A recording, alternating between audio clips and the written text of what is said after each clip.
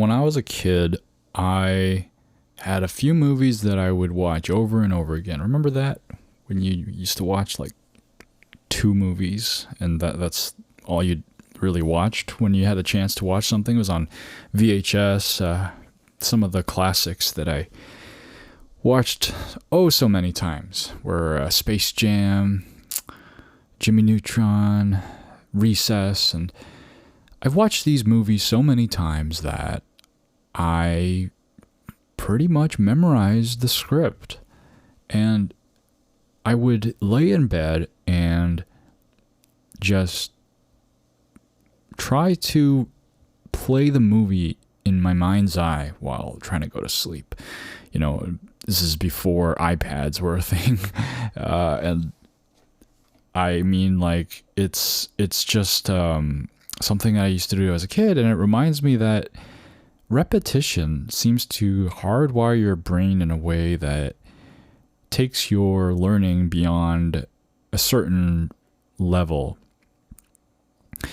Welcome to Starpoint, the show about Go for Go fans away from the board. And today, I gave you that little anecdote in the beginning because it has to do with what I'm going to share with you today, my secret training technique for Go. And I guess spaced repetition is a name for it. If you don't know, spaced repetition is an evidence-based learning technique, and it's based on the forgetting curve. So basically, before I get into what spaced repetition is, let me explain what the forgetting curve is. Once you learn something, let's say the next day, that information may not be as clear in your head, and then the following day after that, well, maybe it's gone. So you got a very steep forgetting curve. But with spaced repetition, which is just a way of learning new material and just trying to go over it again and again,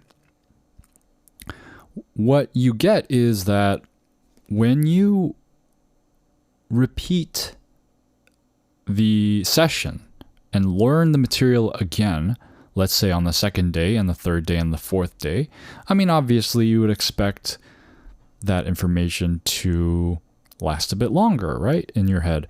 And you'd be able to hold that information because you studied it more.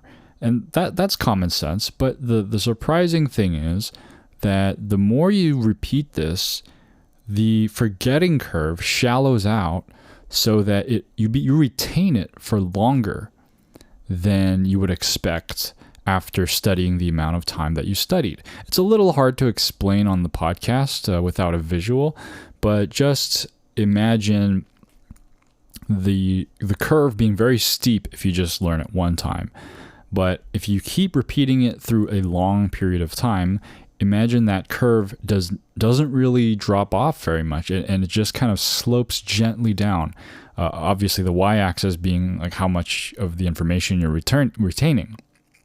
So with that concept in mind, the theory of spaced repetition is to learn the material again and again with some time in between, and going less and less frequent each time, because you're not going to need to repeat that information. Here, maybe it'd be easier to explain with a more concrete example.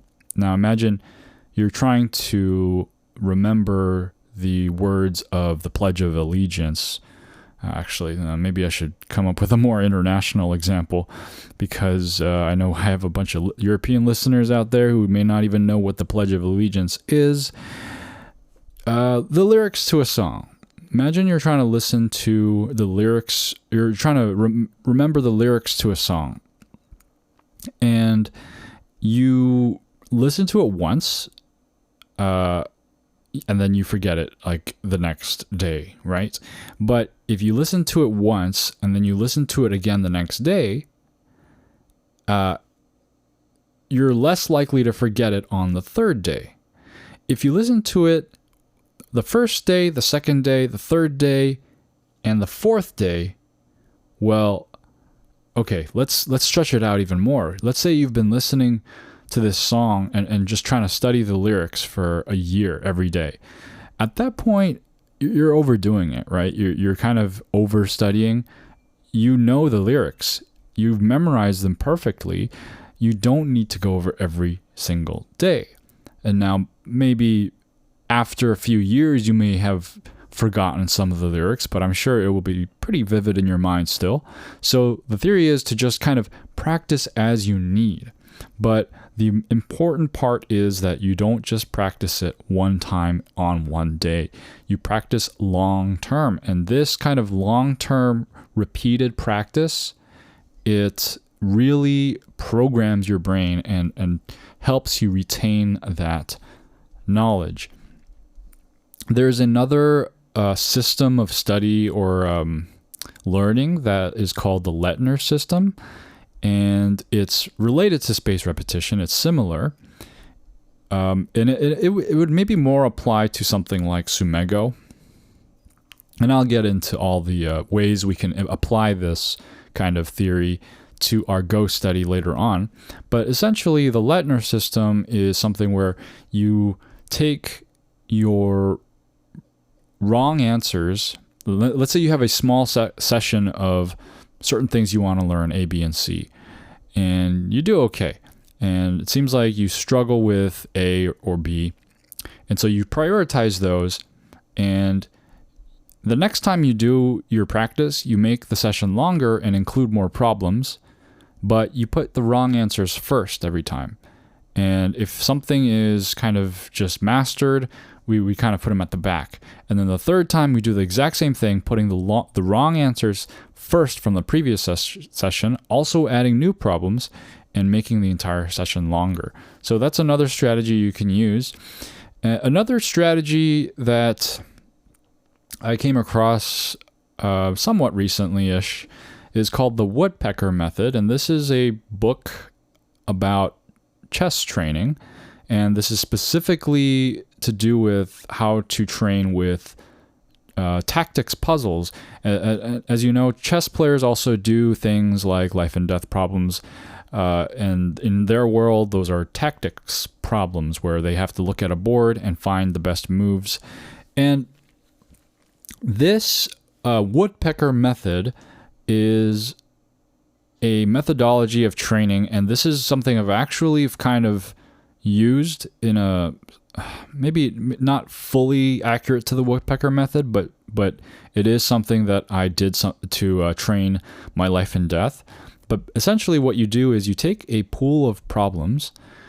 They suggest maybe 100 to 200 for amateurs and like 1,000 problems for serious professionals. And you take the 100 or 200 problems and you try to finish this set as fast as you can. So obviously it has to be easy enough for you to be able to finish in one sitting. Once you've finished it, you look at the time it took for you to finish that set of problems. And normally maybe someone may just take another set of problems and try to do that in a shorter amount of time. But the Woodpecker method is specifically about taking that same set of problems and doing it again and trying to beat your previous time. That may raise some eyebrows for some of you, right? Because, well, the whole point of Sumego isn't to memorize the solutions. It's to practice your reading ability and learn Tsuji. Yeah, that's true, but I think that Sumego knowledge is transferable. And the thing is that memorizing Sumego may not be such a bad idea after all. Sometimes these things that you memorize, they give you the right instincts and the right know-how to transfer that kind of knowledge that you gained from that situation into other situations. I've experienced this many times where I have seen a situation on a real board where I just know what to do because I've seen Sumego problems similar to that situation. And let me just kind of describe what this Woodpecker method reminds me of with a quote by Bruce Lee. I fear not the man who has practiced 10,000 kicks once, but I fear the man who has practiced one kick 10,000 times. Now, that's not to say just take a Sumego problem and do it 10,000 times. I don't think that's going to be very effective at all.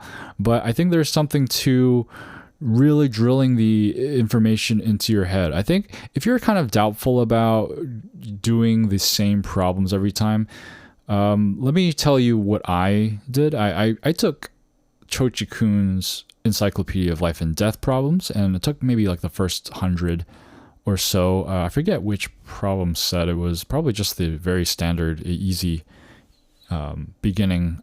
But I took those problems, and they were, not, some of them I stumbled on quite a bit, but some of them were pretty easy.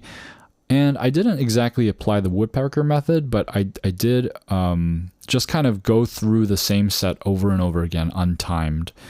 And as I went through it over and over again, I felt more familiar with the problems, and I feel like it really helped my Go game to become more intimate with that set of problems rather than just trying to move through more and more problems.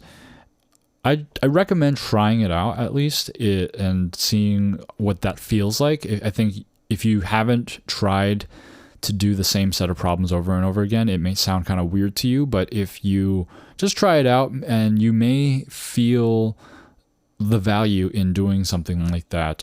And I know that repetition is something that I've heard at least a couple of strong players say is good for you.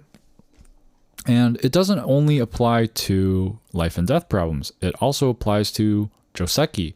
Very, very important for Joseki. Obviously, there's the whole thing about memorization, and you shouldn't just memorize the moves, but there is value in memorizing the moves to an extent. And just be very careful about studying Joseki and not relying too much on it, and you'll be fine. Try to go into the Joseki and understand as much as you can. Think about it and just practice the Joseki out. Like, look at the Joseki, read it, memorize it, and try to play it out again. And I learned some pretty long Joseki, and I would go over it every day and try to get in a little practice session every day. And now when I go back to it, I still remember them all. And it's like, okay, I do have a little, I have a couple spots here and there where I don't remember some variation. But for the most part, I've been able to retain the knowledge because I spent a long period of time going over it pretty much every day. And now, every now and then I go back to it, and I review it, and I'm like, hey, I still remember most of this stuff. And the fact that I go back and review it will definitely program that into my brain even more. It's a little like, I don't know how many musicians are out there, or maybe some drama people out there who know how to memorize scripts or practice music. It's a little like that. There are certain songs that you play so many times over that you're just never going to forget it. It's like you can't like repeat the practice enough sometimes. And I think that's probably one of the most effective ways to learn this kind of material. Joseki, obviously, again, you have to understand it to an extent, but part of Joseki learning is obviously also just playing that Joseki out in your games. And you can't play it out if you haven't memorized it, can you? Especially not the long variations. And becoming intimate with those long variations and how they actually appear on the board is just all part of learning Joseki. Another way you can use this kind of repetition as a theme of learning is through game reviews. So when you have a stronger player review your game, whether it's through an SGF commentary or they give you a video review, one of the things that you can do is, it's easy for us to just watch the video or read through the SGF one time and say, oh, got it, cool, I'll look out for those things in my next game. But oftentimes, when someone strong gives you a review, they illustrate many variations and sequences that you need to know, and you can't expect to understand that kind of material right away.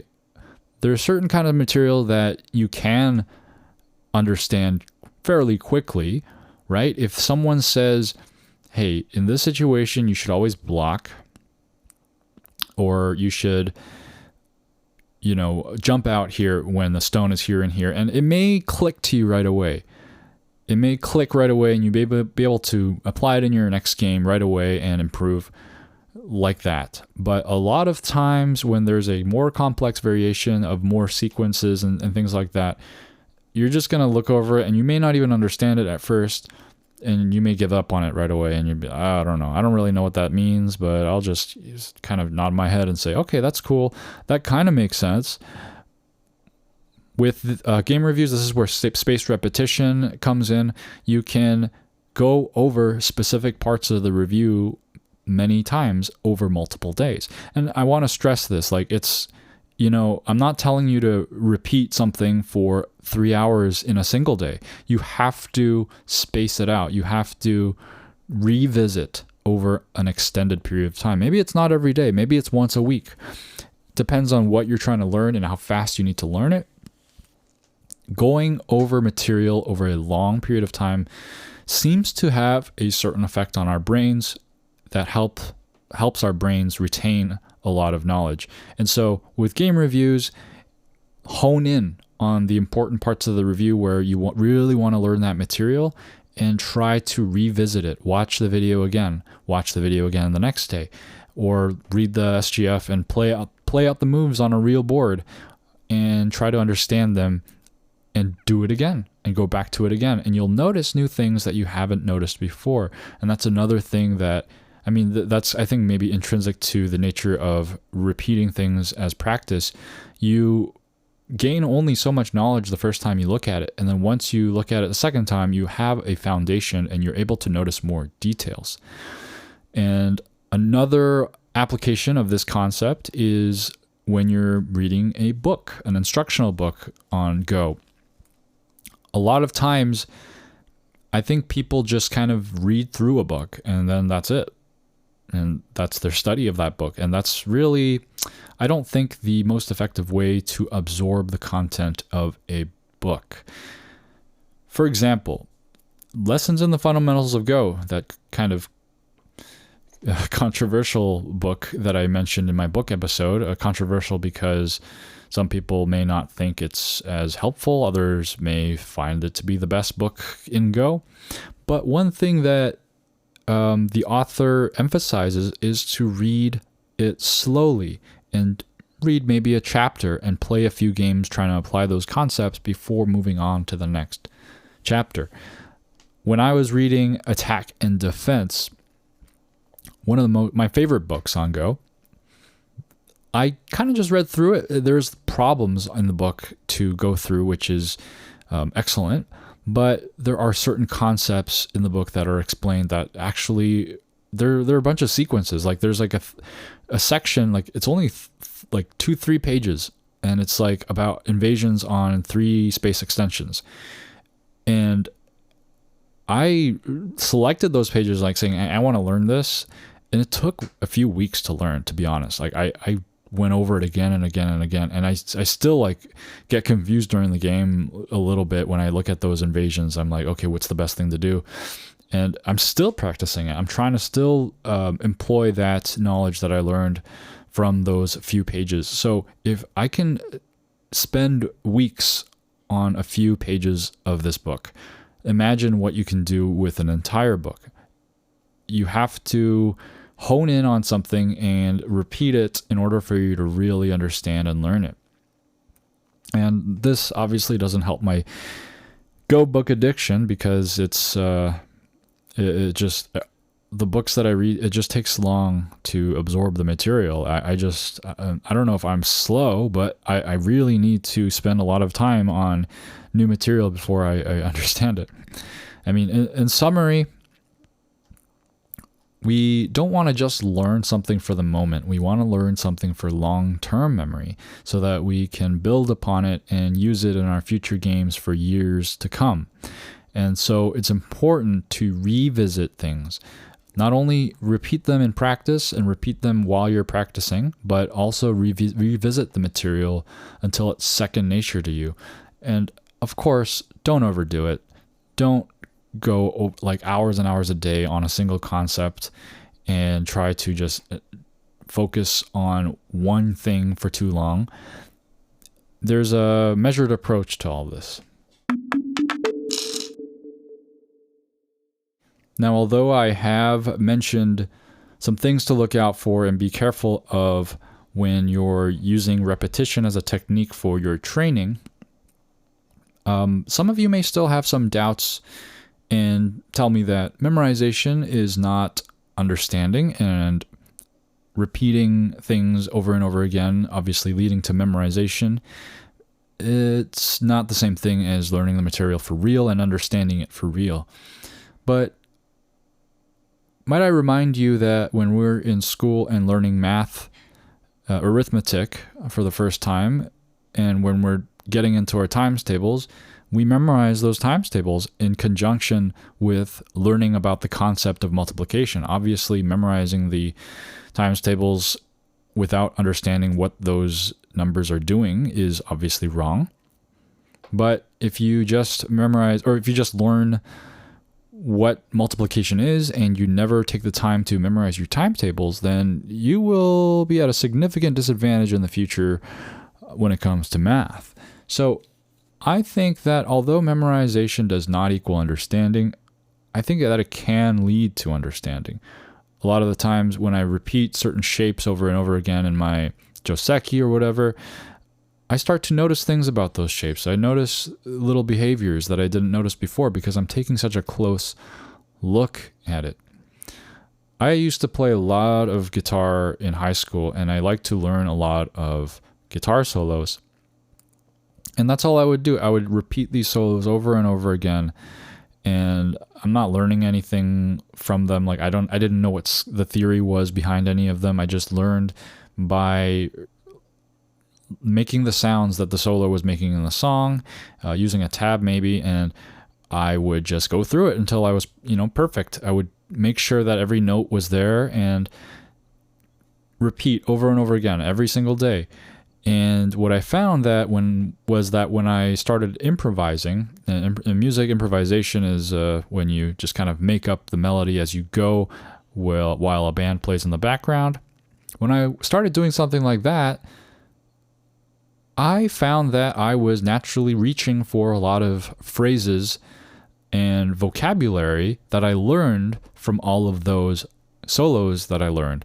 And sometimes I would have, I didn't know what to do in terms of a melody for a certain part, but something would come to me and before I even knew it, I'm like, oh, that was from that one song that I learned. I totally used that little snippet there. And so I think the same thing can actually go for whatever you're learning in Go, whether it's Joseki or Life and Death. When you repeat certain things, you start to kind of form a vocabulary. And maybe it's not really necessarily about memorization all the time, but also just training the instinct on what kinds of things to look for and forming kind of a library in your head of this kind of knowledge. Okay, it's time for the DDK Advice Corner, and the tip of the day is, in the opening, block in sente. I had a teacher tell me this, actually, because I didn't block something in sente.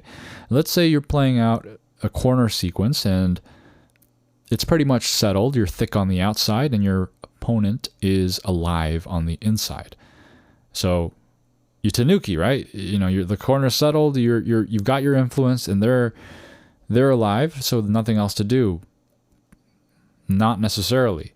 Sometimes they're not completely sealed in on one side or another, and you can block them. Now, blocking has value, obviously, to the game when you block any kind of group from one side or another. But it may not be the biggest move in the opening, and that's kind of something that we're told not to do, is like play these kind of second line moves in the opening because they're kind of small, they're end game. But there's a special situation when you do need to block. If you can block and it threatens the life of that group, and it's Sente, right? If it threatens the life of that group, you can kind of assume that's Sente. Then they need to respond. Then you get that block for free, and you should do that right away. If you block and they can ignore it and their group is still alive, then maybe it's a better idea to Nuki. So that's the tip of the day. In the opening, block and Sente when you can. Alrighty, it's time for some Go news. And the European Grand Prix finale took place on January 9th. Actually, I'm not sure when it was. It was the end of December. From the 28th to the 31st of December, with Cornelberto Sixton winning the first place, a Romanian Go player. In second place, Lucas Podpera Sevendan. You might recognize him as the Czech player who won the Go Baron. In third place was Stanislav Frelak, who is a Polish 1P, one dan professional. And it was at the London Go Center. Now, the European Grand Prix is a culmination of a series of tournaments in Europe. There's a whole bunch of tournaments, and they each have their own class, like the Dutch Open, the Croatian Open, the Paris International Tournament. And they all have kind of like a leveling system where each of them are worth a certain number of points. And some of the bigger ones are the Grand Slam qualification and the Grand Slam itself, which took place in Prague in October. And it's really neat. I feel like the more I learn about the European Go scene, the more cohesive it looks, despite it being all these separate countries. I really like that, and I hope maybe the AGA can learn from that. In other news, there was an article on Paduk.news, and it was an analysis on AGA's data on rated tournaments in 2023 of the strongest players. And the strong players are considered 5.5 down and up. And some calculations were done, and we found who won the most games in the U.S. First place was with 37 wins this year, in 2023, Alan Huang of New York. He won the New York Summit of many, and was also the highest ranked or the best result among the U.S. citizens in the U.S. Masters Open. In second place was with 29 wins, Jeremy Chu of Pennsylvania, and Jeremy Chu won the NGC Pumpkin Classic and the Golden Gate. 26 wins, Edward Zhang was third from Virginia.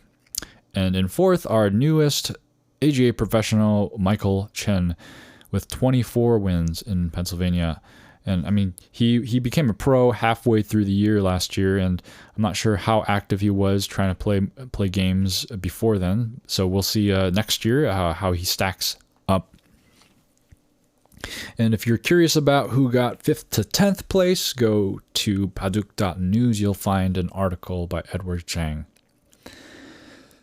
The American Collegiate Go Association Virtual Pilot Tournament took place on December 28th, and it was an online event with Shinke Sun 7-dan beating Guan Yu Song 7-dan for the event, and it attracted undergraduates and graduates from over 20 universities across Canada, Mexico, and the United States. So this kind of college level tournament, and the grand prize was a whopping $100. Cool. I mean, not the biggest prize, but hey, it's not always about the prize. Another article that I came across on the AGA website was an interview. The interview wasn't actually up on the site, but it was about Richard Bozulich, and I've mentioned him before.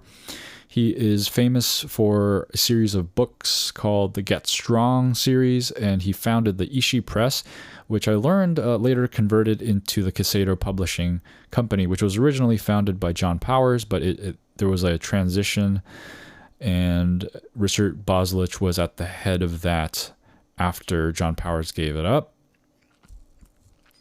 And just want to share a little story from Richard Bozulich here. In 1958, this is just how he discovered the game of Go. He discovered on one day that he was unfit for the U.S. Armed Forces, and on that same day, he was in a Berkeley cafe, and a stranger told him, "This is Go. It is the most profound and difficult game in the world." And that led to Mr. Bozulich going to the Nihonkin in Japan and studying and pursuing this game for the rest of his life. And I'll leave you with a little quote by Richard Bozulich. "I am not very smart, but I've always surrounded myself with people much smarter than me." I guess that's probably how you get better at Go, if you surround yourself with stronger players. And maybe that's how you get ahead in life as well. A few birthdays that passed.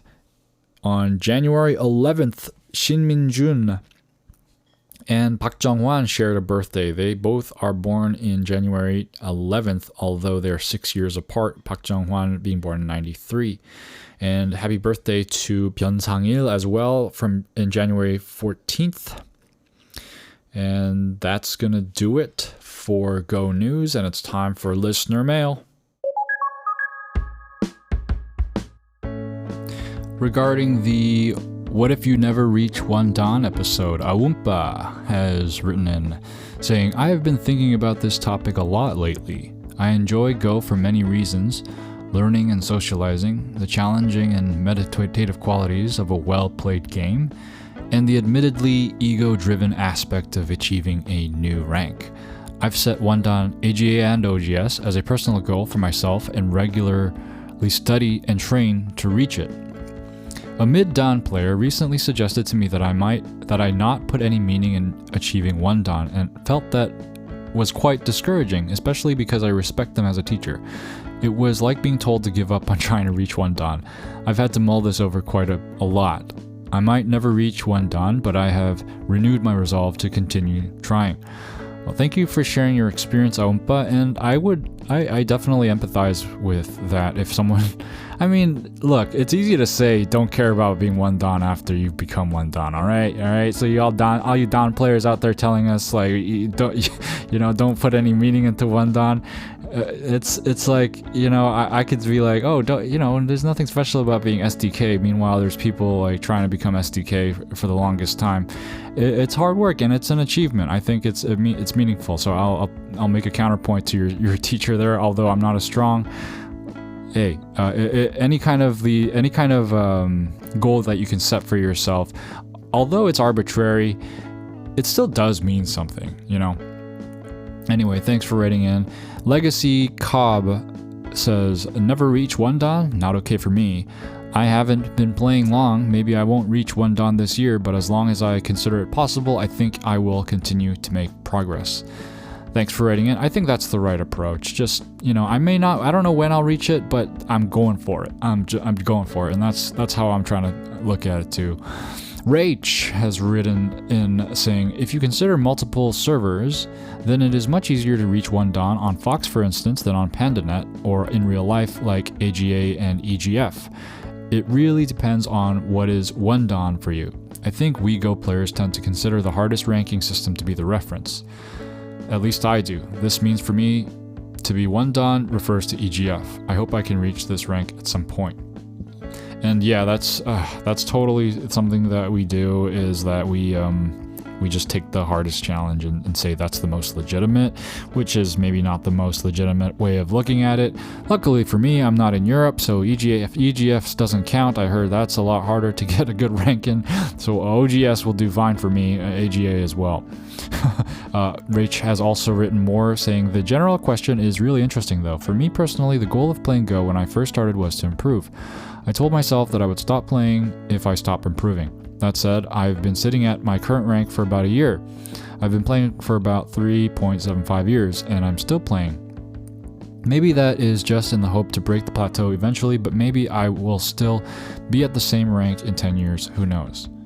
And thanks for writing in, Rach. And that's, I think, kind of my sentiment as well. if I don't improve for the next 10 years, like, hey, I didn't know that I wouldn't improve, but I played and I enjoyed the game. And I don't think I can say to myself that I'll stop playing if I don't improve. I love the game, and I think there's so many interesting things that happen when you play the game, and winning still is pretty sweet, even if you're not improving. Even if you're on a decline, let's say you D-rank and you beat a couple scrubs, that it still feels pretty good, and Go's still pretty fun at that point. So I think I'll stick with this game for as long as I'm around. Thanks again for writing in, Rach. And Martin wrote in, I posted recently on Reddit that I was a bit frustrated because I could not see any progress in my games. Currently I sit at 7Q OGS. I got a lot of responses in this sub. People took a lot of time responding to my post, and it gave me a lot of things to think about. For example, what do I want to get out of this game? Is it just my ego to become a better player? How do I handle habits? I just listened to Starpoint's 21 Zen Mind of a Beginner, good input there. If you sit at a plateau, you probably develop so strong habits to play that you don't see anything new. I got suggested to create a DDK account and force myself to lose.